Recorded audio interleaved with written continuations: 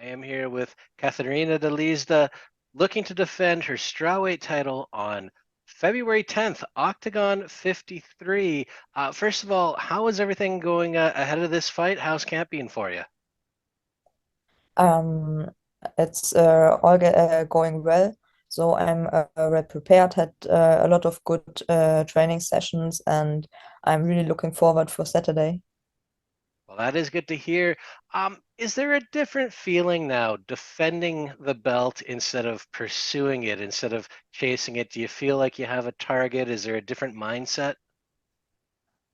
Not really. Every fight for me is very important because I want to improve myself fight by fight. And the first title shot was really exciting because it was my very first one. But now I'm still the same motivated as before to defend that one and to show my best performance.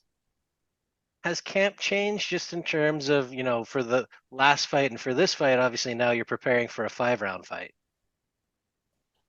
Yeah, normally if I'm in camp or not, I'm training on I train on a regular base, so I'm always fit and well conditioned. So the conditioning is not the thing I have to worry about it. So I train normally and just try to focus on the technical things. So basically, it's almost like you were always training for 5 round fights. Actually, yes. So it is, yeah. Very, very good, very good. Um, Obviously, this is a big fight coming up against Eva. Just give me your thoughts on her as an opponent, what you expect to see from this one. She's a really tough opponent. She's an all-rounder. She can be dangerous in wrestling, but in striking as well. We have to be ready in every discipline and be very focused to show what I'm made of. I'm really looking forward to the fight because she's tough, and I'm sure that we will deliver a action-loaded fight. So it will be fun for us and also for fans. Are you someone who watches a lot of tape on opponents, game planning, or do you focus more on yourself and what you can do in a fight? I watch and analyze my opponents, but I try to focus more on myself and on my strengths. And yeah, so I fought against her 3 years ago. So I know how she feels, but we both developed further in the last 3 years. But yeah, I think it's for me it's better to focus on myself and just do my thing. When you talk about her and yourself developing, but looking at her, how do you think she's changed since that first fight? I think she's more flexible now. Her striking seems to look like a lot better than before. She's also a tough wrestler, but I think she's just more flexible, and she optimized in every discipline as well as me. So we both are like a few steps further than 3 years ago. And yeah, the most I think dangerous thing is that we cannot say what exactly will be her game plan because she's very flexible in her game plans as well. Well, no doubt going to be a good fight. And if you get the win here, essentially you are going to be the most successful female fighter in Octagon MMA history. I mean, what does that mean to you and to your career? Yeah, it's cool. But I think it's not like the end of my career. So there can be yeah, they will come a lot of things in future, and I just want to stay focused, to stay motivated, and just try to get some more good fights in. Well, very much not the end of your career. And I kind of wanted to ask you about that short term, long term. What are your goals in the sport? Is it, piling up some title defenses? Would you want to move to the UFC at some point? Obviously, you have a couple of wins over UFC veterans in Mallory Martin, Isabella Tipadua. So what's kind of the goal for you? Actually, I'm not so focused on where I'm fighting. I want just to fight against good opponents, to yeah, to improve myself more and more. I just want to see an yeah, a development from fight by fight to yeah, to stay on the like yeah, on the optimization streak. Well, very, very good. Um, I think a lot of fans know German MMA fighters like Daniel Weichel, Dennis Siever, maybe Nasrat Haqparast now in the UFC. When you were coming up in the sport, did you have specific fighters that you were looking up to?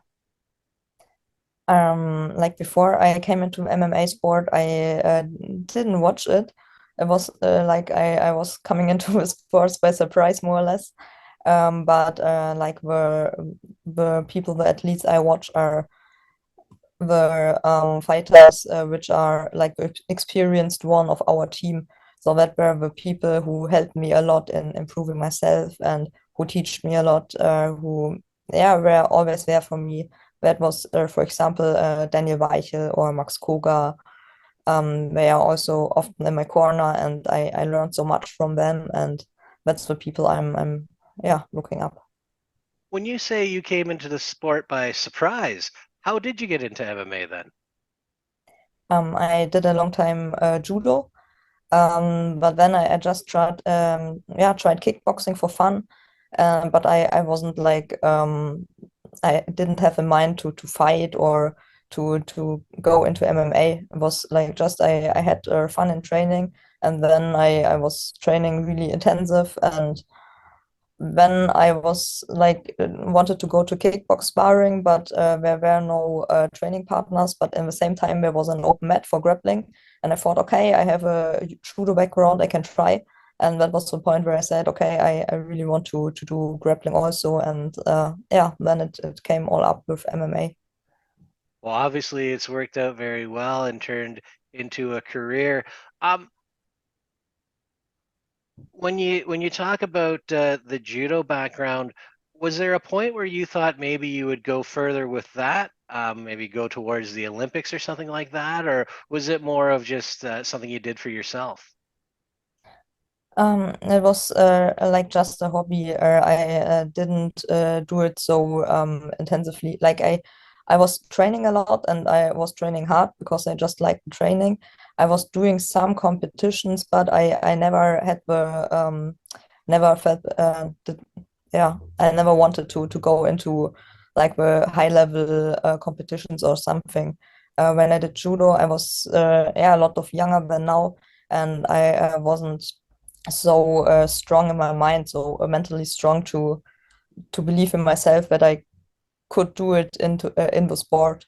So it just came like a few years later when I felt I'm ready for doing pro sports.